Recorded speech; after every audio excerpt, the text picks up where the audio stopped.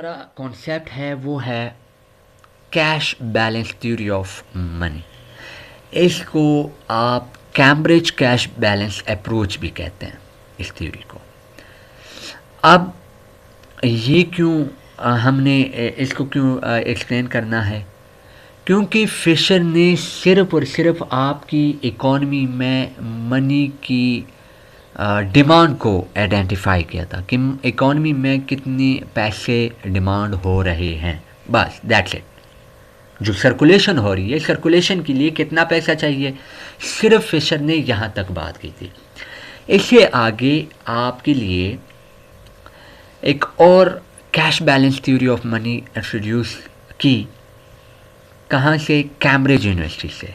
किसने? मार्शल ने, पीगो ने, रॉबर्टस्टोन और कीन्स ने। इन लोगों ने इस से ऑनवर्ड इसके ऊपर काम किया कैम्ब्रिज से, कैम्ब्रिज यूनिवर्सिटी से।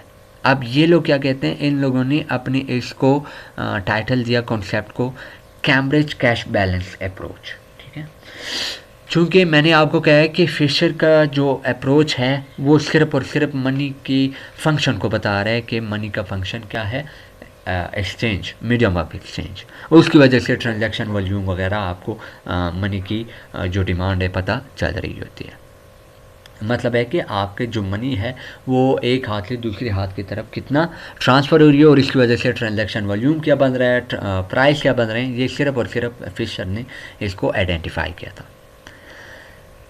अब यहाँ पर कैम्ब्रिज या कैम्ब्रिज का जो अप्रोच है, कैम्ब्रिज अप्रोच, वो क्या कहता है, कैम्ब्रिज कैश बैलेंस अप्रोच ये कहता है कि भाई सिर्फ और सिर्फ आपकी जो मीडियम मनी का जो फंक्शन है as a medium of exchange, सिर्फ उसको नहीं देखना। हमने आपकी मनी की जो स्टोर्ड वैल्यू है, मतलब वैल्यू, स्टोर वैल्यू, मनी की जो अपनी जो वैल्यू है इकॉनमी में वो क्या है। ठीक है, मनी की वैल्यू की, स्टोर ऑफ वैल्यू की फंक्शन को इसने, मार्शल ने, इस कैश बैलेंस थ्योरी ने इंट्रोड्यूस करवाया। कैसे वर्कआउट करते हैं, इस एक्सप्लेनेशन को हम फर्दर देखते हैं।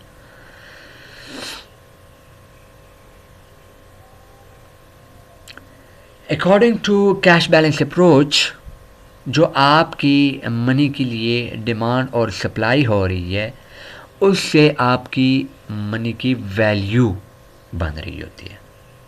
ठीक है, अगर डिमांड ज़्यादा है तो ज़ाहिर बात है चीज़ों के लिए डिमांड भी बढ़ जाती है, तो चीज़ों के लिए डिमांड जब बढ़ जाती है तो प्राइस लेवल बढ़ जाता है, प्राइस लेवल जब बढ़ जाता है तो आपकी मनी की वैल्यू क्या हो जाती है, स्ट्रॉन्ग हो जाती है।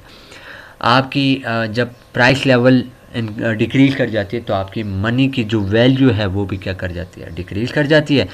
इस अप्रोच के थ्रू आप क्या कर रहे होते हो, आप एक पार्टिकुलर मोमेंट में आप मनी की सप्लाई और डिमांड को कंसिडर कर रहे होते हो। अब यहाँ पर हमने थोड़ा सा इसकी इक्वेशन को हमने देखना है कि इसका इक्वेशन क्या कहते हैं।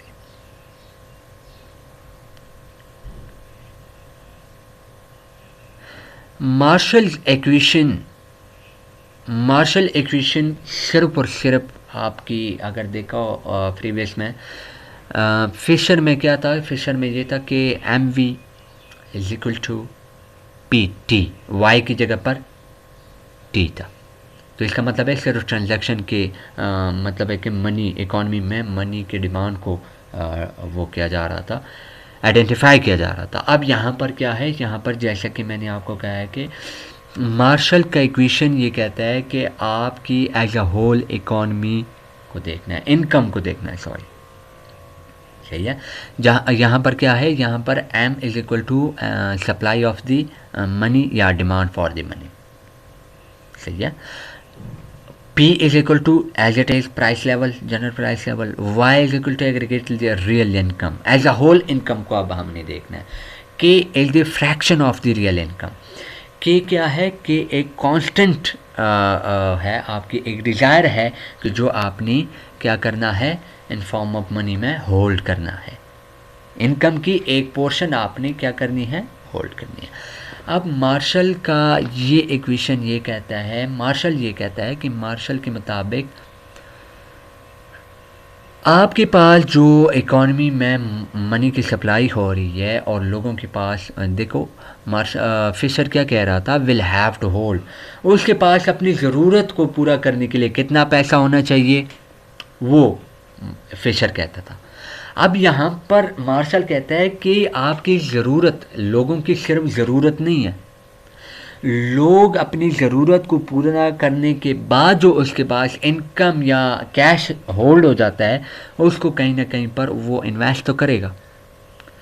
अब वो फर्दर इन्वेस्ट करेगा तो इन्वेस्ट करने का उसका मेन मकसद क्या होना चाहिए, मेन मकसद ये होना चाहिए कि वो डिमांड कर रहा है मनी की, ठीक है। वो बंदा जब इन्वेस्ट करेगा तो क्यों करेगा, डिमांड है उसकी कि भाई इस इन्वेस्टमेंट से फर्दर वो कैश जनरेट करे, वो इसको कहीं किसी प्रोजेक्ट पर इन्वेस्ट करके या किसी और जगह पर इस पैसे को लगाएगा तो उस पैसे से मज़ीद जो प्रॉफिट या प्रॉफिट की शेप में वो पैसा जनरेट करेगा, रेवेन्यू जनरेट करेगा, इनकम जनरेट करेगा। इससे क्या होगा, इससे ये होगा कि आपकी जो इनकम है as a whole income, Marshall यहाँ पर एज अ होल इनकम पर काम कर रहा है कि आपकी पूरी इकॉनमी में आपकी इनकम के लिए कितनी मनी डिमांड हो रही है, ठीक है। जाहिर बात है एक बंदा जब अपनी ट्रांजैक्शन से एक स्टेप ऑनवर्ड जब वो सोचेगा तो वो ये सोचेगा कि भाई वो ख्वाहिश रखेगा कि मेरी ज़रूरत पूरी होने के बाद मेरे पास कितना पैसा होना चाहिए कि इस पैसे को मैं आगे इन्वेस्ट करके और पैसा बनाऊं, ठीक है।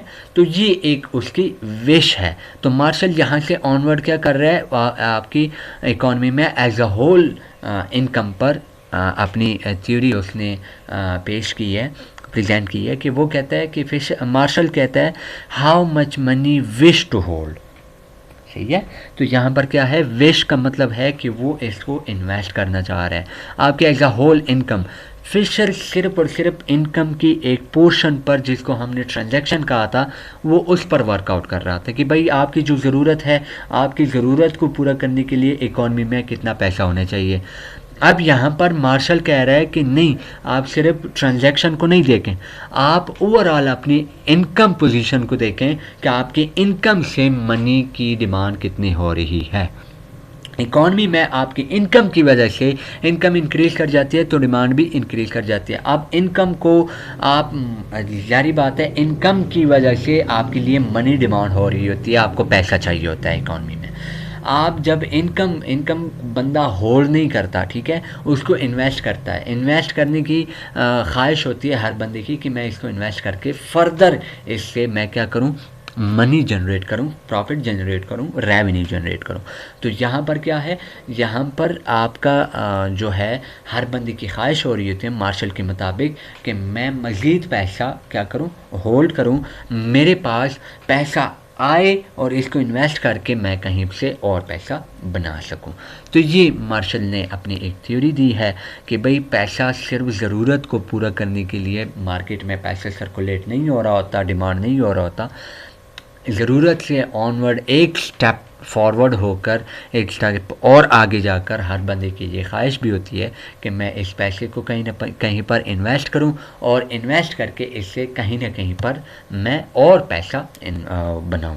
तो और पैसा बनाने के लिए अगेन मार्शल कहता है कि आपको मनी की डिमांड चाहिए होती है इकॉनमी में रहते हुए। अब फिशर और मार्शल की इक्वेशन में माइनर सा फ़र्क वो ये है कि जैसा कि मैंने आपको बताया कि फिशर कहता है कि how much money will have to hold, will have मतलब ज़रूरत को ज़ाहिर कर रहा है कि आप जब ट्रांजैक्शन कर रहे हो तो आपको कितने पैसे चाहिए होते हैं, सिर्फ ज़रूरत के हद तक फिशर देखता है कि आपके पास कितने पैसे इकॉनमी में होने चाहिए। मार्शल कहता है कि नहीं, ज़रूरत से आगे थोड़ा सा और स्टेप फॉरवर्ड हो जाएं।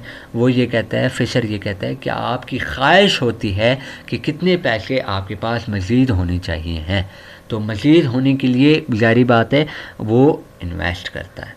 जब इन्वेस्ट करता है तो इन्वेस्टमेंट के लिए अगेन इकॉनमी में आपकी मनी डिमांड इनकी बन रही होती है। मनी की डिमांड जो है वो एग्जिस्ट करना शुरू कर देती है। आज के टॉपिक में आपका ये दो कॉन्सेप्ट थे, फिशर इक्वेशन या Fisher theory of quantity demanded of the money and then Marshall balance cash balance approach. ठीक है, ये दोनों आज के टॉपिक थे। यहीं पर आपका टॉपिक, आज का टॉपिक यहीं पर वाइंड अप होता है। कोई भी क्वेरी होती है, कोई भी आपकी तरफ से मिसकॉन्सेप्ट है, कोई भी कंफ्यूजन है, आप इजीली ईमेल के थ्रू, व्हाट्सएप के थ्रू, कमेंट के थ्रू इजी होकर मुझसे पूछ सकते हैं। इंशाल्लाह नेक्स्ट लेक्चर में मेन कॉन्सेप्ट के साथ इंशाल्लाह मुलाकात। Thank you so much.